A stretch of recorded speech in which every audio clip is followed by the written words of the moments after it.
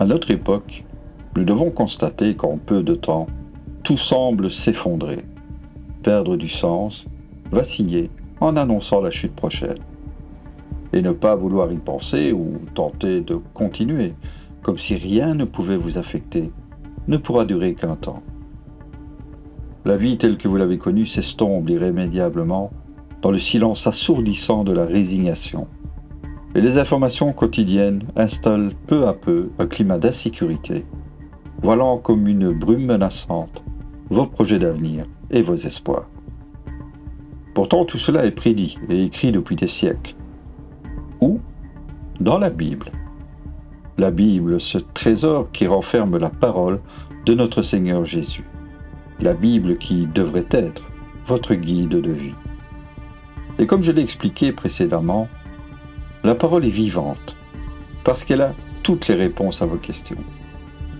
Justement, pourquoi ne pas s'en poser des questions et aborder des sujets actuels, du genre qui exacerbent les sensibilités et qui concernent de plus en plus de personnes.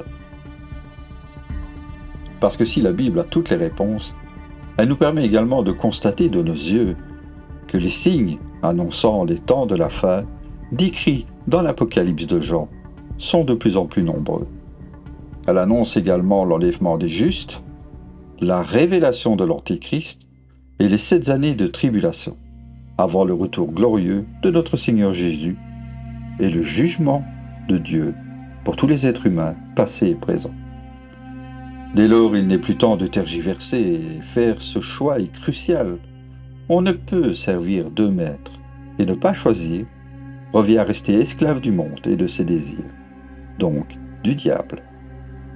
Pour vous permettre de faire ce choix en âme et conscience, que la vérité des Écritures vous éclaire.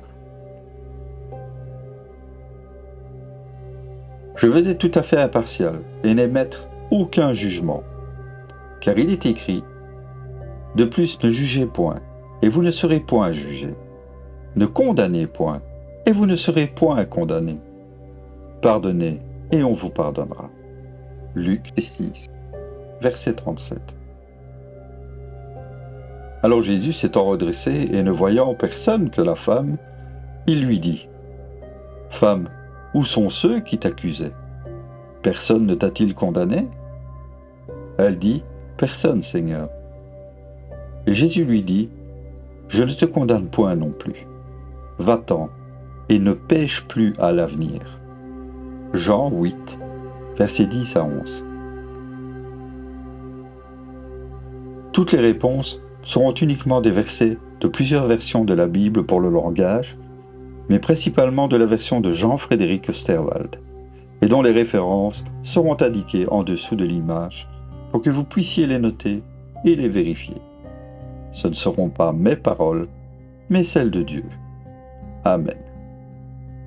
Mes lèvres ne prononceront rien d'injuste, et ma langue ne dira rien de faux. Job 27, verset 4.